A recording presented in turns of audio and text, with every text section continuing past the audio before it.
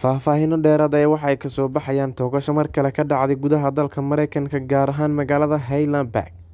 Toogashadan ayaa waxaa fuliyay nin hubeysan oo watay qori awood badan, kaasi oo rasaas ku furay dadweyne u dabaaldegayay madaxbannaanida Mareykanka ee 4 Luulyo.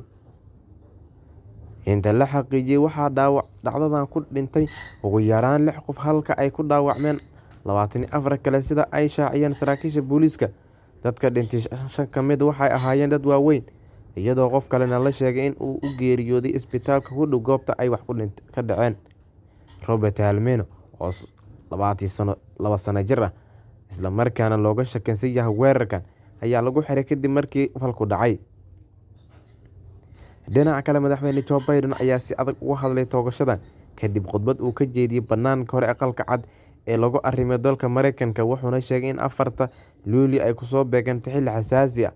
Waxaan ognahay in falkani uu abuuri karo walaac, laakiin waan ka gudbi doonaa dhammaan, ayuu khudbadiisa ku yiri madaxweynaha dalka Mareykanka. Sidoo kale waxa uu intaasi ku daray inuu qaranka ku duugo sharci muhiim ah oo wax looga qabanayo hubka iyo sidii looga xakameyn lahaa guud ahaan waddanka Mareykanka. Ka hor inta aan Yurub u bixin, waxaan saxiixay sharcigii ugu horreeyay oo muddo 30 sano ah dhab ah wax uga qabanaya hubka. Dhammaantiin waad maqasheen waxa maanta dhacay. Maalin kasta waxaa nala xasuusiyaa sida ay waajib noogu tahay in aan difaacno oo aan u dagaalano dimuqraadiyadeena, ayuu markale sii raaciyay madaxweyne Biden.